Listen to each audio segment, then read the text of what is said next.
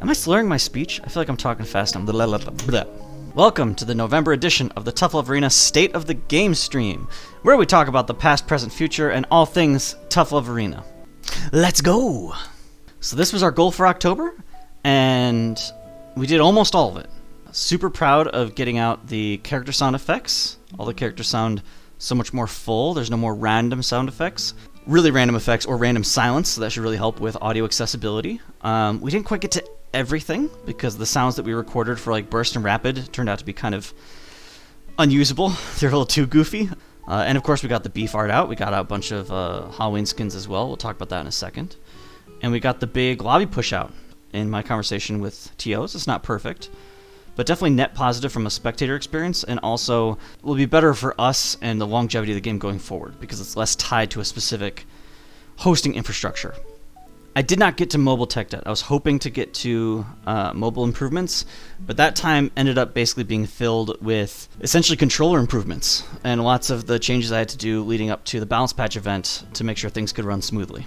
So we still got a lot of work done, and I consider this a success of both planning and execution.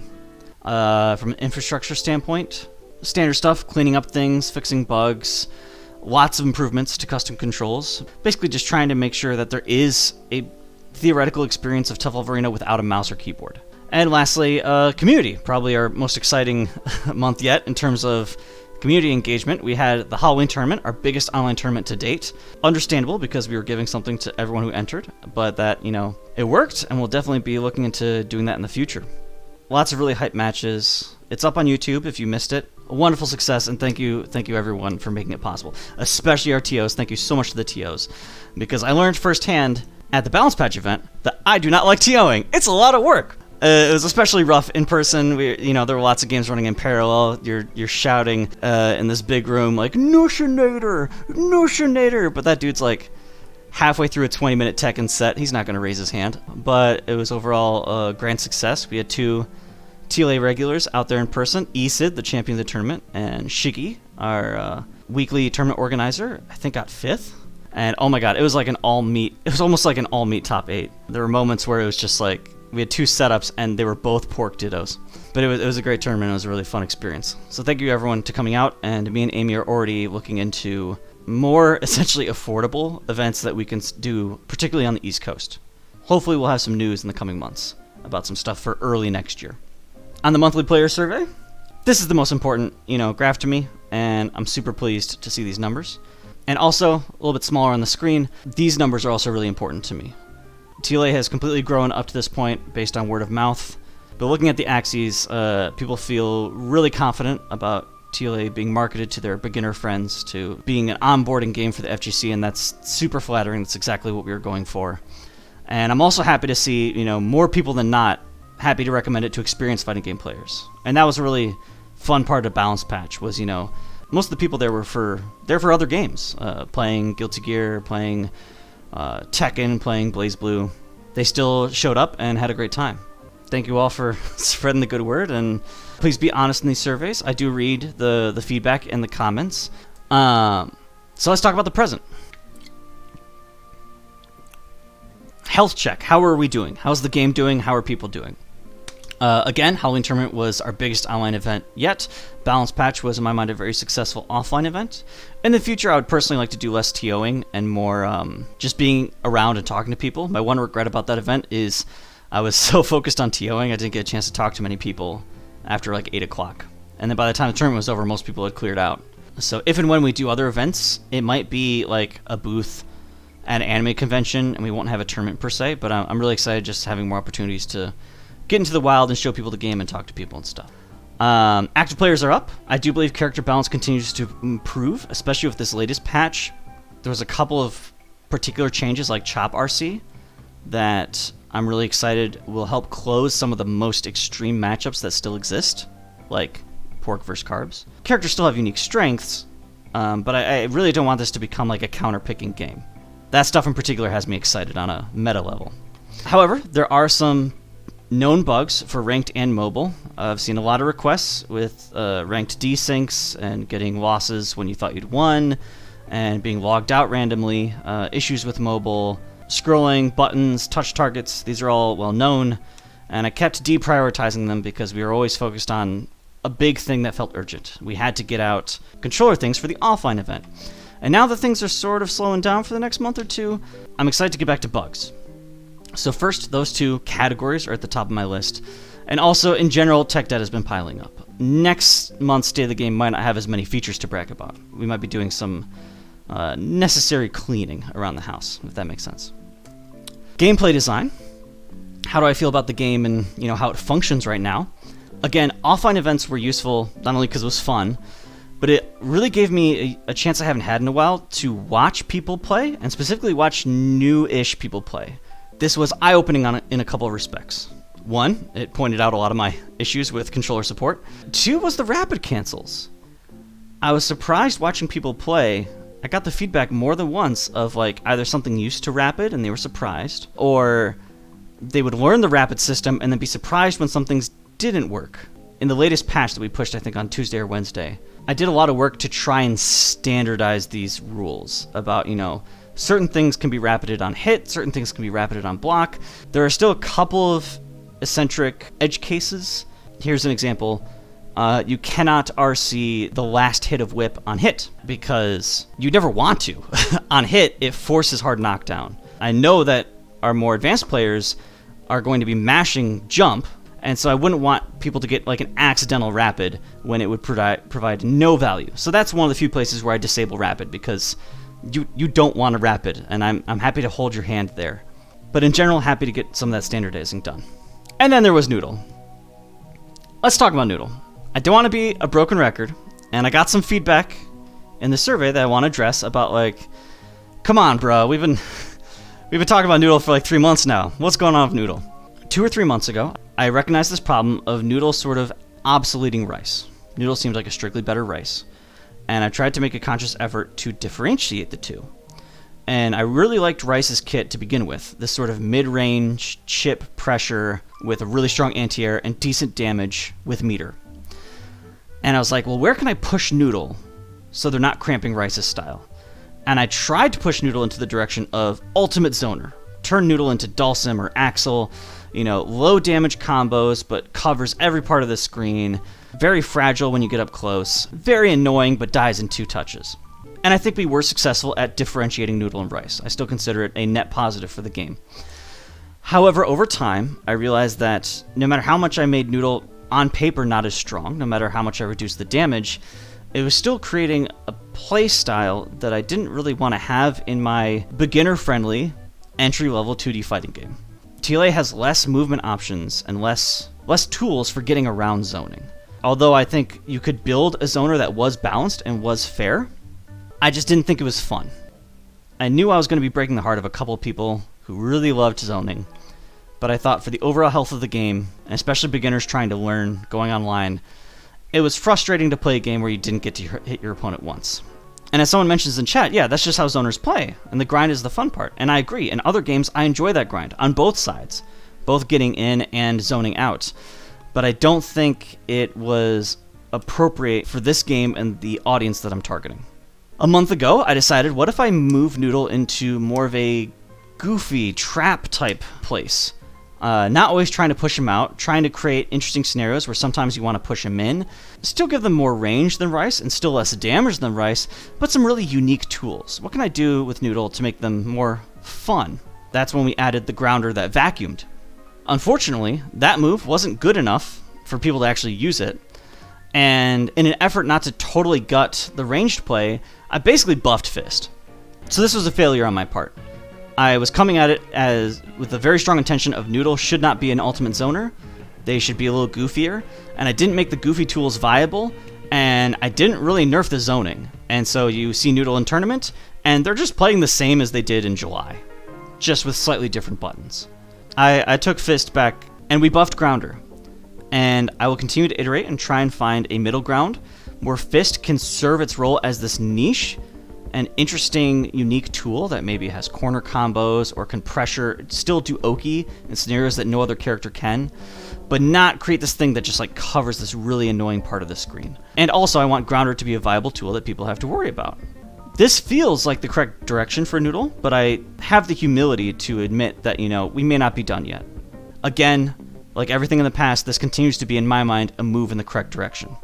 But another thing I was noticing the more I watched high-level carb gameplay, which I don't have a chance to see that often, is just how automatic an option multi-slap was.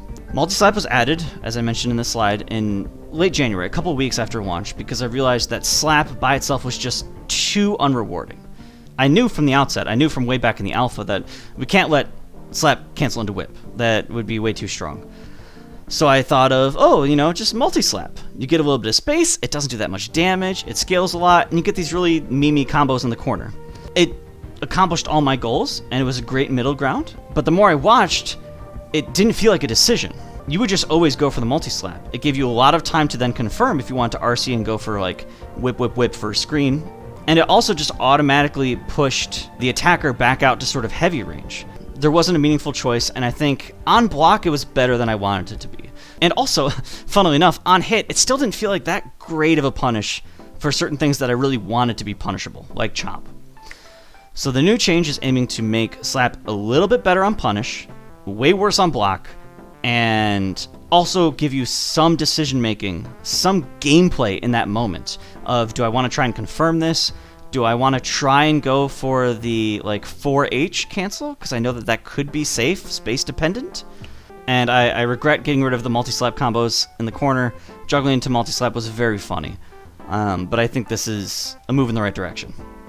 Beef, no real changes. Added a little RC to Beefcake. It's very impractical. It doesn't add that much, but more so to keep the RC rules consistent. And I know people have been complaining a lot about Lemon RC. I hear very loud voices from both camps of Lemon RC is so fun, it's the best part of this game, I love Beef so much, and people saying it ruined the game, Beef is OP, I hate this so much. I am looking into maybe shrinking the cancel window to make it a little bit harder for Beef to react, but I still want it to be generous enough that it's easy to get. The problem with the cancel window on something like Lemon, where you don't have hit stop, is that it becomes a lot harder to time inside that window. I'm willing to take a second look at Lemon RC timing, but no promises.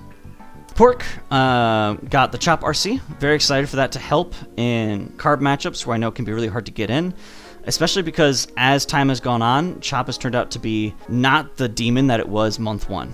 People are getting better at punishing it, especially with the new slide forward, either punishing on block with lights, or just completely outspacing it and with punishing it. I feel great about Chop RC. Lastly, Onion.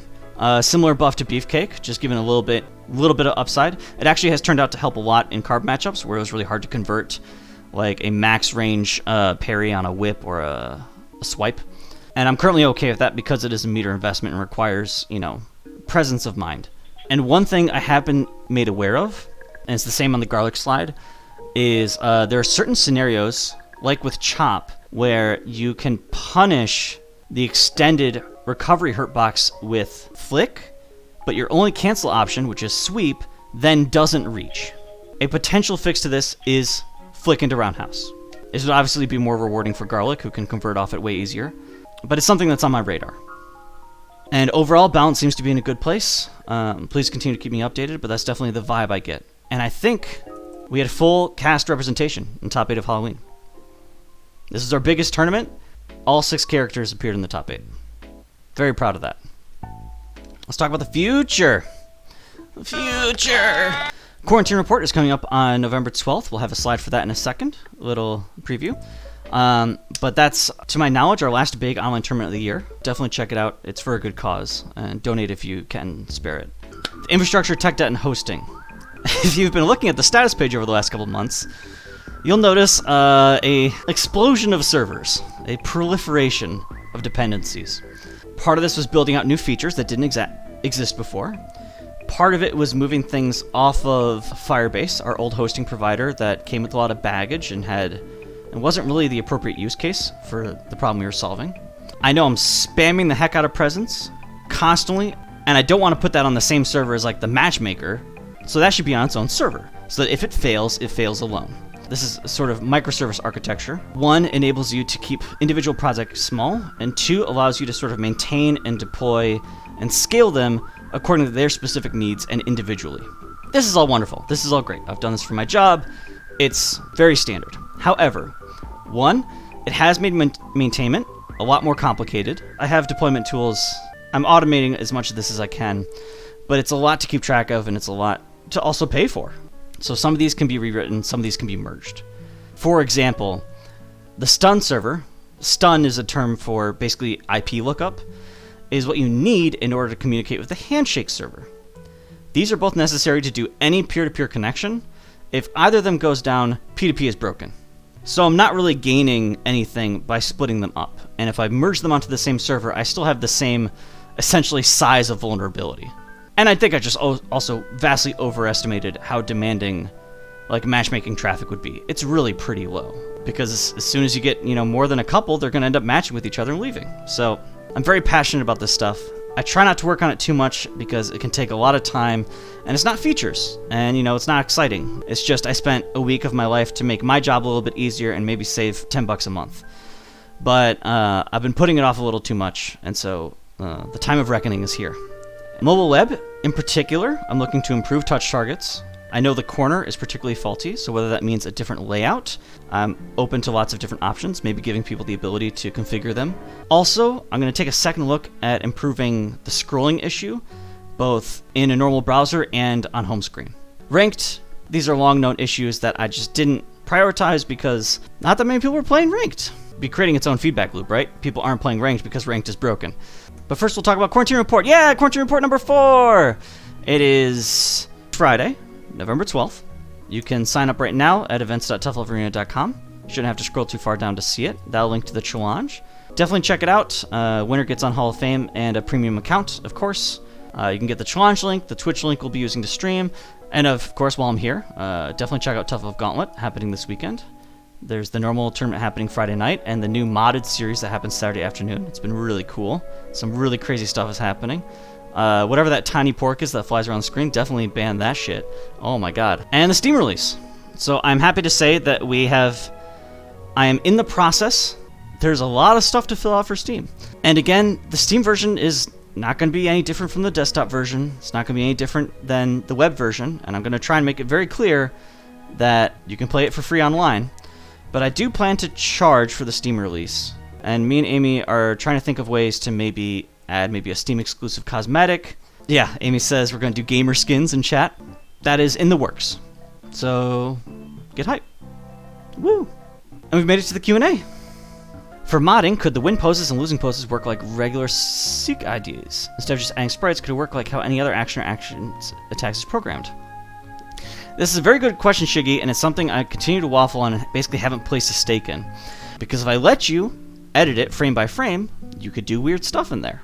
I haven't yet definitively decided whether I want you to be able to do that stuff. I'm currently leaning towards no. I'm currently leaning towards locking down rapid, burst, rejection, block stun, hit stun, core assumptions of the game. Because one, it helps with, I believe, the experience of playing with mods and having some intuition on, basic assumptions, how these things work. And two, it also makes the continuous process of upgrading characters and upgrading mods and trying to be backwards compatible as we continue to make small engine changes very incrementally. We've already made some changes to Burst and Rapid that are basically very difficult to almost impossible to retroactively add to old mod files. Rapid and Burst and Rejection have all been sore spots for trying to continue to work on this car while it's running down the highway. Pugadox asks, why do nuggets exist? One, nuggets are delicious. Two, they're cheap to produce. And three, you use all parts of the chicken. I definitely recommend the recent Folding Ideas video by Dan Olson about chicken nuggets. Amy says, will you buy me Discord Nitro for Xmas? Wilton Law says, what is the name for the car boss going to be? Will car boss have an install? Will mod support get to install function? Oh yeah, I mentioned that. That would definitely be a fun way to introduce it. Again, lower priority than all the infra and mobile and ranked. So car boss is definitely happening. Ask me again in December. Easted says, how do you feel about jumping in general? We buffed it. I think the anti-airs are strong in the game. I do know it's harder to anti-air online, but especially watching you play Easted, watching the offline footage, it really made me feel that the reward for jumping, obviously strong, could use maybe a little extra help. And it was really just revisiting an old thing of Why were jumps so weak compared to every other attack? It was just a weird idea I had a year and a half ago that I finally re-looked at and was like, oh yeah, this doesn't need to be 50. Boop. Right now I think jumping is in an okay place. It obviously is risky, and it obviously can also lead to very big reward. But some characters are very good at anti-airing it and get a lot of reward off of anti-airing it, so I think it's still in a good place in terms of risk-reward overall. And I also currently like the different distances. Carbs having max distance, basically giving them the best jump because they're the one least likely to want it, but could create some fun situations in the mirror. Beef's in the middle ground, and Spices having a very whiff-punishable jump. So they don't get to just, YOLO jump full screen into a carb, right? The carb can know when they're at a viable jump distance. And I really like that dynamic. Trunks asks, do you feel that any character is falling behind? Why and who? No, I think Beef is doing great. Pork is doing great. Rice is doing great. Onion's been doing great with the cackle change. Garlic, by definition, has been getting the least love in the last couple of months. I almost never have changes for Garlic, because Garlic's just so perennially, in a good place. The only issues I have right now are with Noodle's design. Not strength, but just sort of the gameplay scenarios that Noodle creates. And that's what I'm focusing my effort on fixing. Of the mod request additions you've been asked for, what do you think you will get to? Again, it's all prioritization. Definitely, hopefully, in some dev stream coming up when I'm not thick in a project, I can, bang out a couple of them real quick. Random move is very unlikely because it would... I could either put in a special case for it, or I could allow sort of general code execution, and I really don't want that. I want the characters to be sort of compile time safe as much as possible, both for validation and for loading. Self-damage and healing are both totally doable, and installs are something that I would love to add super long-term, but it would be a big add. Grum says, open it all to improving burst. For 2 meter, I feel like it's way worse than alternative uses for meter, especially against Spices. Not really. Maybe I could see if it's possible to, make the startup a little smaller, but I'd still want it to be very baitable on a read or on a rapid reaction. In my mind, if you got hit, burst is a last resort. It's a safety net. It's there for beginners as a very straightforward way to burn your meter, and it can get you out of a game-winning round. But I think the intent was always that as you get better at the game, you would burst less. There are better uses for it. Yeah, no balance changes for bursts planned. Is Noodle more like a ramen noodle or a pasta noodle? I will defer that to Amy. Once you get everything more important out of the way, are you playing arcade mode? Yes, Table Rice. You can check the to-do. After the carb boss is created, I plan to add an arcade mode. And based on your starting character, you fight a different boss. And this will hopefully remove some of the really imbalanced matchups. Phil says, are you brave enough to turn Noodle's Farfist into a command grab? I might have mentioned this before. That was the plan during the alpha. And then I realized it was far too loopable. The whole reason why throws send you behind is I didn't want to create the noob killing scenario of I walk you into the corner and then I just throw you 5 times and you're dead. Because you're panicking and maybe you don't know how to get out of the throw. That is why throws always throw out a corner. Straight up. To avoid the throw loops. Some characters can still throw loop, Pork and Garlic, but to me that is a privilege that they gain. That is unique to them. And it'd be very hard to design a Farfist command grab that is fast enough to be usable, but not super busted against beginning players. Again, a pro player will know just, full screen, I hold forward on get up to avoid the grab. But this is where I'm trying to balance both for high level and for low level. So, Grum says, what is one feature that you would love to implement, but never will just due to the amount of work required?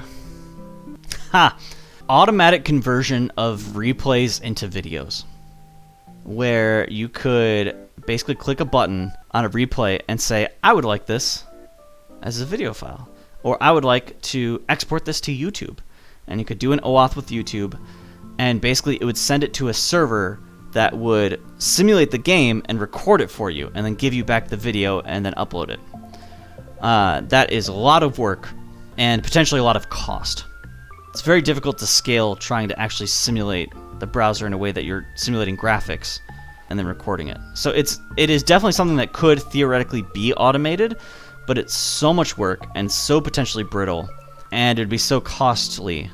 It's something I thought about early on, like 2 years ago, and then I was like, nah. Yuki asks, what was the reasoning for swapping the fist and grounder input on Noodle?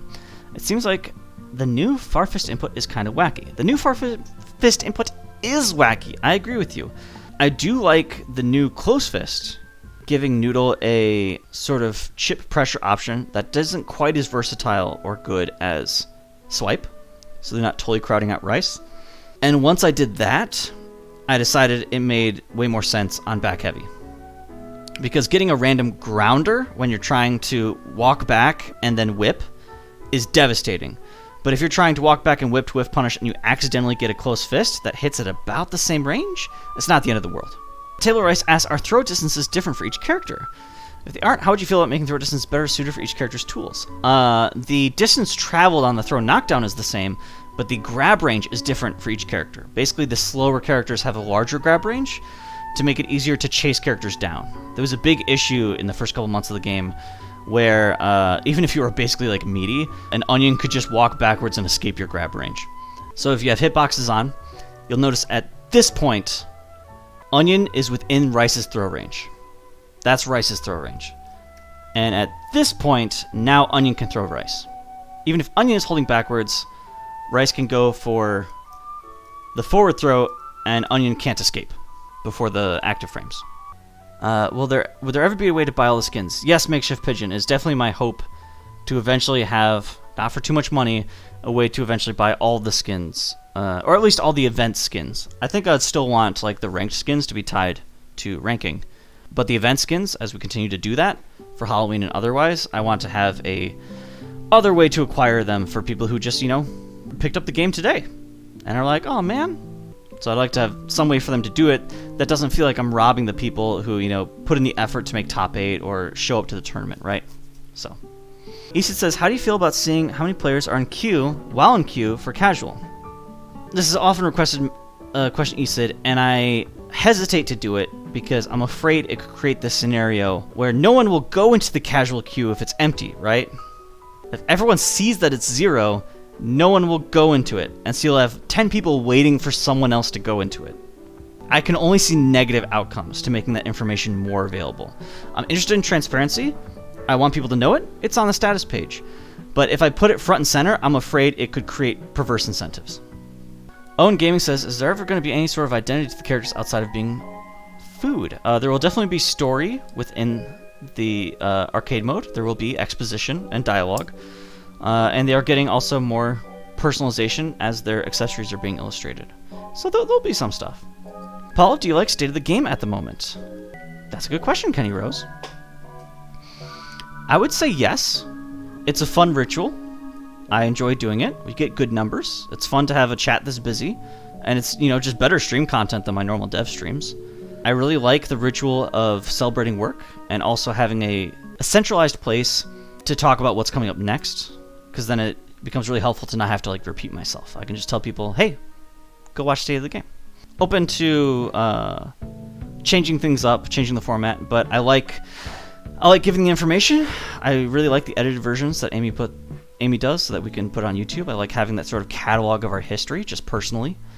And I like doing this dedicated Q&A once a month for the general audience. That part's important to me. Thank you for asking, Kenny. Of the Slum says, is there still a way to play the April Fool's version? Yes, you just can't play it online because all the APIs it would connect to don't work anymore. They've all been moved around or renamed or rewritten. And that will just continue to be the case. How much can beef bench press? Wait for arcade mode, where maybe we'll answer that question. Dueling Potato says, I love the dev streams, but that's because I'm comp sci major. I can understand the State of the Game is for a wider audience. Yes, I plan to continue doing both. They definitely serve different purposes. State of the Game is this wonderful little celebration and benchmark, and I feel personal satisfaction building this very slow library of State of the Games, and it's cool to go back and watch, what was going on in May and what stupid stuff I was saying back then and how wrong I was. And dev streams are also fun, and I do way more of them because they're way lower effort, and they're also an excuse to just kind of keep me on a schedule sometimes. Makeshift Penguin says TLA is awesome and you're awesome. Thank you, Makeshift Penguin. I'm glad you like TLA. Me and Amy are just trying our best. Kenny Rose says, Paul, I got 1K ranked games in TLA. Are you proud of me? Holy shit. Are you on the leaderboard? Oh my god, is this you? Wow. Oh, we got some competition. I think this is Abic. Yeah, Milky Spice. Yeah, that's Abic. I know Abic grinds a lot of ranked. Thank you for telling me that. That's really cool. /raid, and then to Dazi. This channel is intended for mature audiences. Children in chat, you have 5 seconds to bail. Woo! That was State of the Game November. We'll be back for dev streams in about like 10 days, next Tuesday, and we'll have another State of the Game, whatever the first Monday of December is. Check out the Quarantine Report tournament, check out the Twitter and the Discord, and events.toughlovearena.com. Thank you everyone for stopping by. Time for the raid.